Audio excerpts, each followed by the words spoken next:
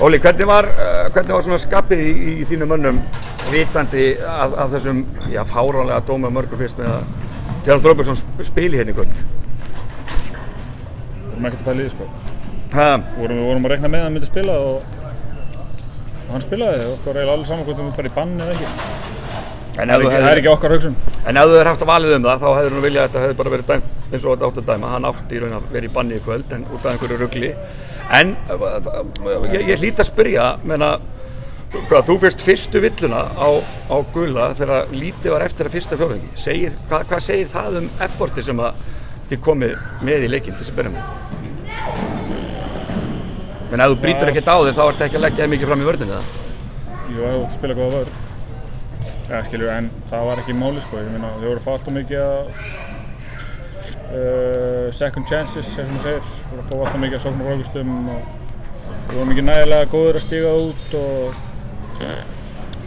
gerði fínt að koma tilbaka og allt það, en svo allt í bara eitthvað ætlum við að gera bara svo ofta að vera að skora 30 körfur í einni sókn og hérna bara sigra heiminn og það virkar bara ekki þannig körfubolti. Við erum 5 inn á einu og við erum 12 saman í liði og þetta er liðsíþrótt og þetta bara gengur ekki ef við ætlum að dribla bara ditt og gera eitthvað þannig.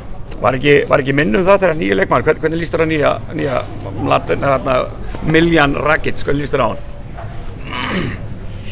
Komst alveg þokkalega frá þessu, skilju.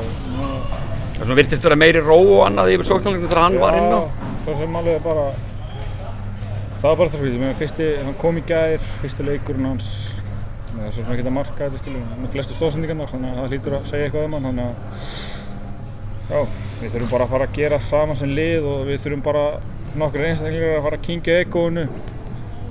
Þetta er liðsíþrótt, eins og ég segi aftur að segja, við erum ekki að spila tennis eða badminton eða eitthvað. Við þurfum að gera þetta saman ef við ætlum að gera eitthvað og ef við þurfum ekki að gera það þá náum við ekki í úrslitakeppnina í endatímabilsins og það er ekki flóknara en það. En á móti, ef að liðið fer að byrja og þetta vantar Kana og allt það, ef að góður Kani kemur inn í dæmið og Miljan kemst betur inn í þetta, er þá ekki alveg von fyrir gula ennþá? Jú, ég meina við höfum alveg sýnt okkur það ofta að við erum góðir í körfubolta, sko. Getum alveg spilað saman lið en við þurfum bara að gera það hver einustu viku, það þýðir bara að gera þetta í einhverjum hollum, sko. Þetta er bara, ég bara, það er eiginlega bara að beðast fólk afsökunar sem kom að horfa á þetta í dag. Við gerðum fínt að koma hérna tilbaka,